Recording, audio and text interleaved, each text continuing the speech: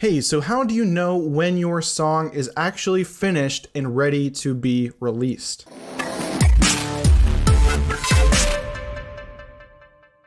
Hey, I'm Regan Ram with OrpheusAudioAcademy.com, helping you make better music and grow your fan base online.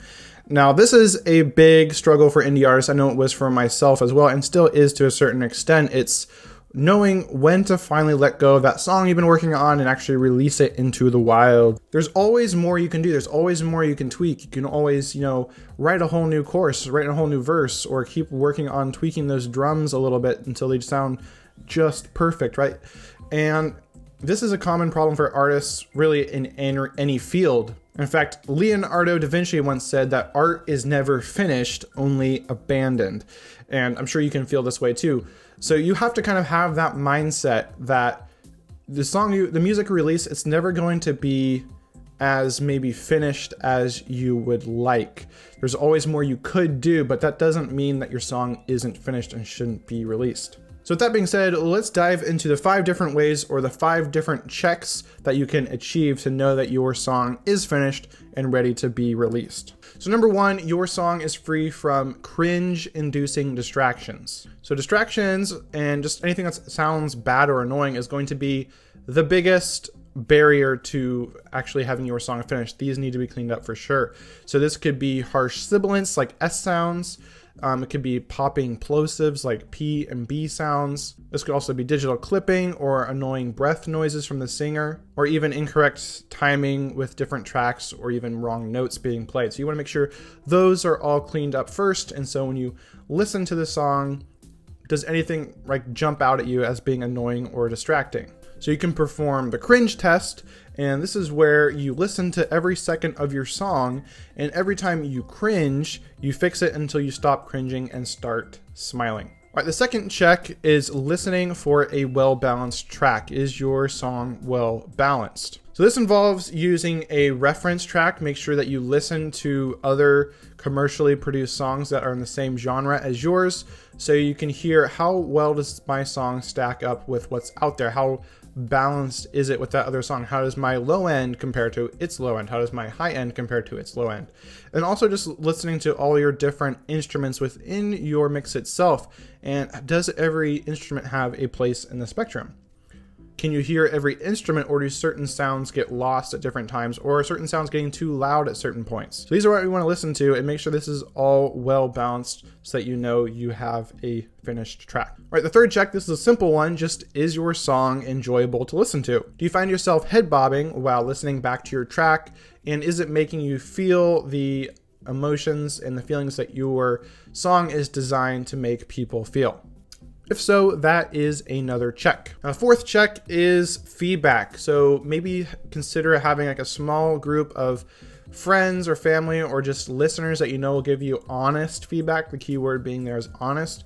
And you send your track to them and you see what is their feedback. Is there anything that stood out to them as not being great and needing fix? This is kind of a great test, especially if these are people are just like kind of regular listeners, because they're not going to have like kind of the trained ear that maybe you have, not be as critical listeners, but they will know if a song just doesn't quite feel right. They won't be able to quite describe it necessarily, but you can kind of deduce from their feedback what maybe needs fixed. So getting feedback from people, and if your feedback is great and people love the song, then that's obviously another great check that your song is ready to be released.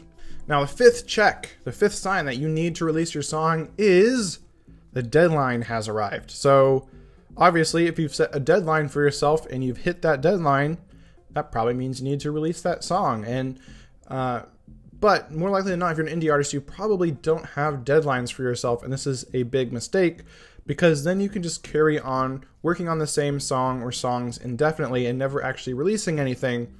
And oftentimes, when you do this, you can edit a song to death and not really understand what you're hearing anymore. You can actually make your songs worse over time by over editing them. This happened to me with one of my albums. I just worked on it over and over and over until everything just kind of sounded like noise to me and I couldn't really distinguish anything. And so I ended up just having to release the album because I kind of just was feeling like I was making it worse. And part of me didn't want to release it at all because I thought it sounded like trash, but I released it anyway.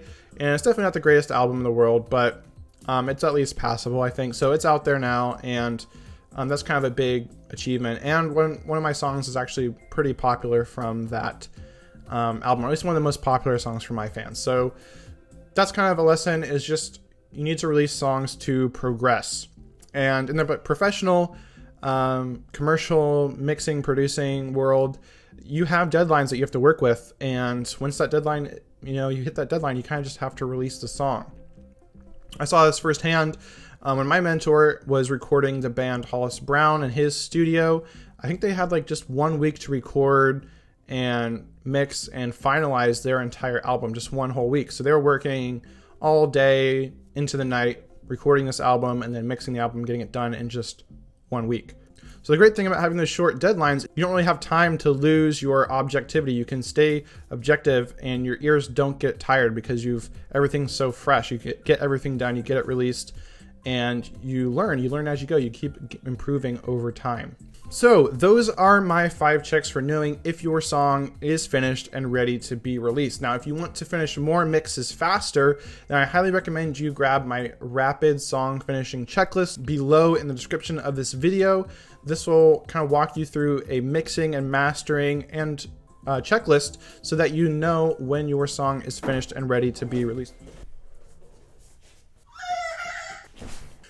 Now, if you're wanting to finish more tracks faster, then be sure to grab my rapid song finishing checklist in the description below this video. Otherwise, if you found this video helpful, feel free to drop a like and subscribe if you want to be sure not to miss out on any new videos that I release on this channel. Otherwise, let me know in the comments below, what is the biggest thing stopping you from releasing and publishing more music? All right, have a great day, and I'll see you in a future video.